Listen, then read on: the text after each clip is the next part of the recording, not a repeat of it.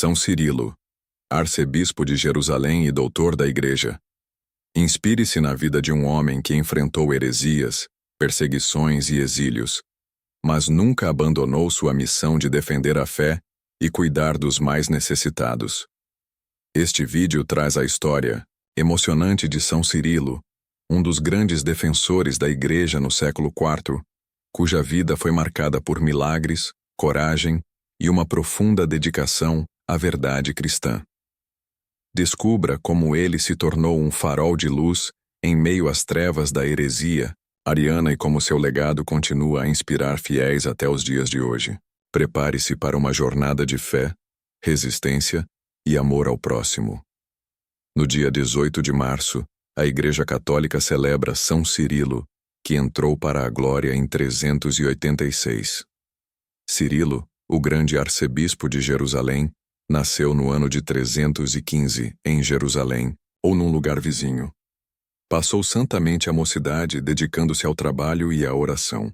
Prova de sua dedicação são as célebres catequeses, nas quais Cirilo revela um conhecimento admirável da Sagrada Escritura, dos santos padres e das opiniões dos hereges, principalmente dos maniqueus.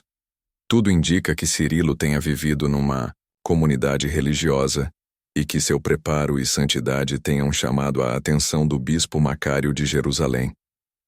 Tendo apenas 19 ou 20 anos, Cirilo foi ordenado diácono, e nessa qualidade, dirigiu em Jerusalém as classes dos catecúmenos, preparando-os para a recepção do sacramento do batismo. No ano de 350, Cirilo foi eleito bispo de Jerusalém.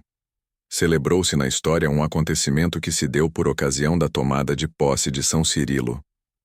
Ele mesmo relata o fato numa carta ao imperador Constâncio, do seguinte modo: aos 7 de maio, pela hora terceira do dia, às 9 horas da manhã, apareceu no céu uma grande luz, em forma de uma cruz, que se estendia do Monte Calvário até o Monte das Oliveiras.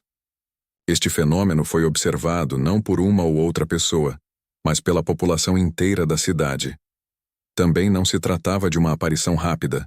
Pelo contrário, a luz brilhou diante de nossos olhos durante algumas horas, e com esplendor, tal que o próprio sol não a ofuscou.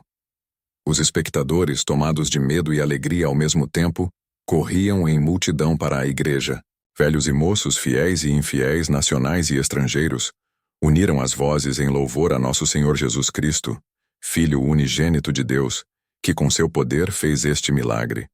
Todos reconheceram a divindade da religião, testemunhada pelo próprio céu. Este milagre é confirmado por diversos escritores contemporâneos e, como tal, reconhecido por muitos representantes da ciência. Na Igreja grega, é festejada a comemoração desta aparição no dia 7 de maio.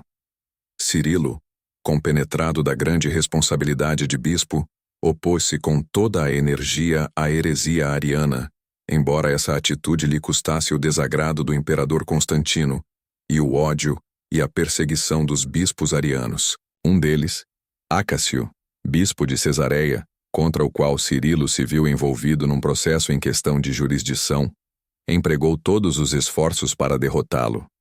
Para esse fim, apelou para um concílio composto exclusivamente de bispos arianos, o qual decretou a deposição de Cirilo. Entre outras acusações, levantaram também a de que ele teria esbanjado os bens da Igreja e profanado os santos vasos litúrgicos, dando-lhes destino profano. Essa acusação tinha um fundo de verdade. Em tempos de grande carestia e fome, Cirilo, vendo a miséria do povo e não tendo outros recursos para aliviá-la, lançou mão de alguns vasos litúrgicos e de algumas preciosidades da propriedade eclesiástica e vendeu-as para salvar os pobres da morte. Em vista da guerra que lhe faziam, Cirilo saiu de Jerusalém. Exilado da diocese, encontrou abrigo em Tarso, onde o bispo Silvano o recebeu com todas as honras e onde permaneceu até o ano de 359. Naquele ano, o concílio de Seleucia o restabeleceu em sua dignidade. Os arianos, porém, conseguiram que, um concílio celebrado em Constantinopla, o depusesse novamente. Quando o novo imperador Juliano reintegrou todos os bispos expulsos, Cirilo voltou em triunfo para a diocese. Pouco tempo depois, deu-se em Jerusalém um fato extraordinário, ligado à apostasia rancorosa de Juliano. Tendo este jurado exterminar a religião cristã, um de seus empenhos foi desacreditar-lhe o autor e provar ao mundo que Jesus Cristo não é Deus. Concebeu o plano de reedificar o Templo de Jerusalém, cujas ruínas datavam da destruição por Tito, no ano de 70. As obras começaram com muito entusiasmo, também da parte dos judeus. Deus, porém, confundiu o plano. Amiano Marcelino, pagão, historiador e amigo de Juliano, e portanto testemunha insuspeita, escreveu sobre aquele movimento. Entretanto, Alípio, auxiliado pelo governador, começou as obras com muita energia. Quando, porém, os operários se puseram a trabalhar, saíram dos fundamentos labaredas de fogo, que não deixaram ninguém se aproximar. Como o elemento, isto é, o fogo, todos os dias repelisse os pedreiros, foi resolvido abandonar a obra. O que Amiano Marcelino conta é afirmado também por outros escritores, como São Gregório Nazianzeno, Teodoreto, Rufino, Sócrates e Sosomeno. Juliano, em consequência desse fracasso, parecia ter concentrado todo o ódio no santo bispo de Jerusalém. Mas Deus não permitiu que ele executasse seus planos ímpios, pois numa expedição contra os persas, Juliano perdeu a vida.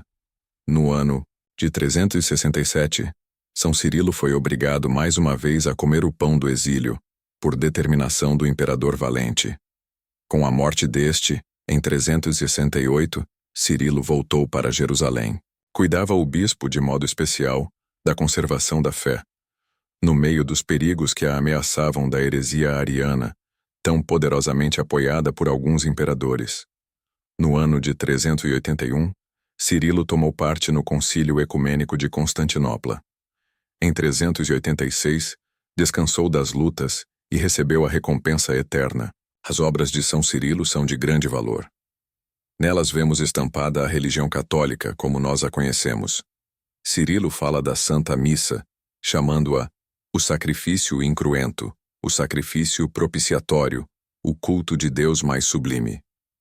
Muito claras e positivas são suas expressões sobre o mistério da real presença de Jesus Cristo no Santíssimo Sacramento. Reflexões. O estigma da heresia foi sempre, e é o orgulho. A humildade foi sempre o baluarte, a defesa mais segura da fé. Diz Santo Agostinho.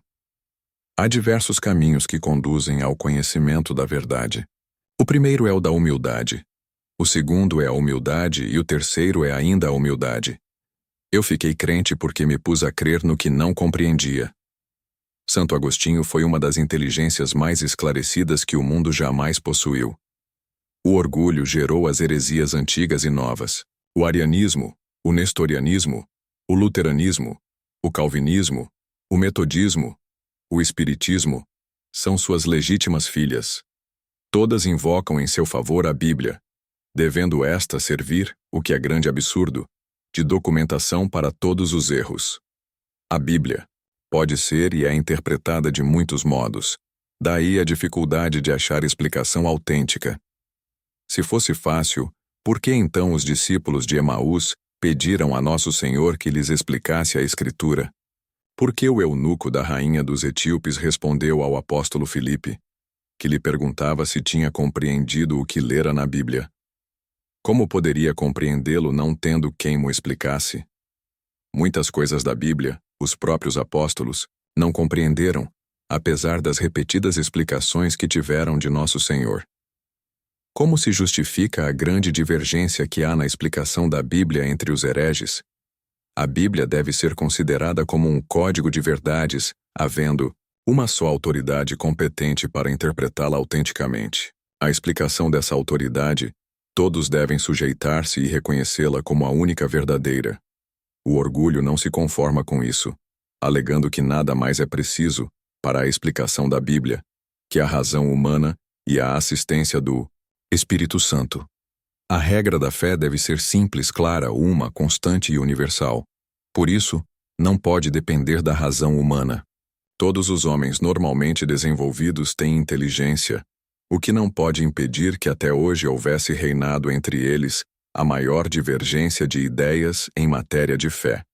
A inspiração do Espírito Santo por nenhum sinal sensível se manifesta, e qualquer um pode reivindicá-la para si, sem que outros lhe a possam disputar. Assim procedem os luteranos, os calvinistas, os metodistas, que ensinam doutrinas contraditórias. Não, a razão humana não pode ser o critério da verdade na interpretação da Bíblia. Dos hereges, diz São Paulo muito bem, aprendendo sempre, nunca chegam ao conhecimento da verdade. 2 Timóteo 3, 7. A doutrina por eles apregoada hoje, amanhã é rejeitada.